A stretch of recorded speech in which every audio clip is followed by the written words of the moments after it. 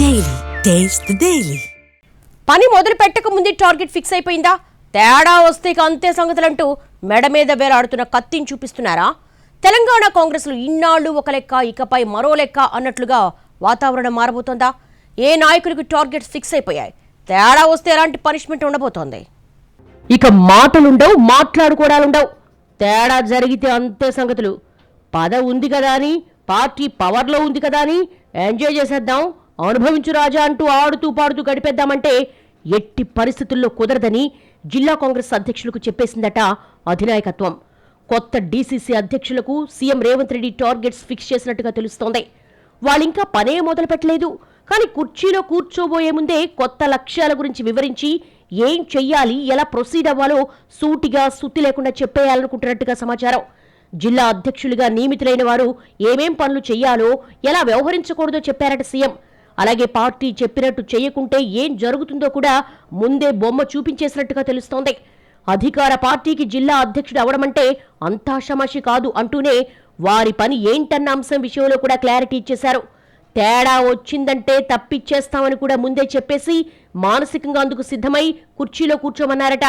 DCC అధ్యక్షులుగా ఎంపికైన వాళ్లకు వచ్చే 6 నెలలు ట్రైనింగ్ పీరియడ్ అని, ఇక నుంచి ప్రతి 6 నెలలకు ఒకసారి పనితీరును సమీక్షించి తేడా వస్తే తప్పించాలంటూ పార్టీ రాష్ట్ర వ్యవహారాల ఇన్ఛార్జ్ మీనాక్షి నటరాజన్కు సూచించారట.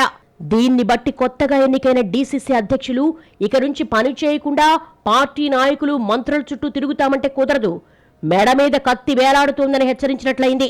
ముఖ్యంగా మహిళా ఓటు బ్యాంకు మీద దృష్టి పెట్టిన సీఎం రేవంత్ గ్రామాల్లో ప్రతి మహిళకు ఇందిరమ్మ చీర, సారె అందిందో లేదో చూసే బాధ్యత జిల్లా పార్టీ అధ్యక్షులదేని తేల్చేశారు. రాష్ట్రంలో కాంగ్రెస్ అధికారంలోకి వచ్చి 2 ఏళ్లు కావస్తోంది కాబట్టి వచ్చే 3 ఏళ్లు కీలకమే.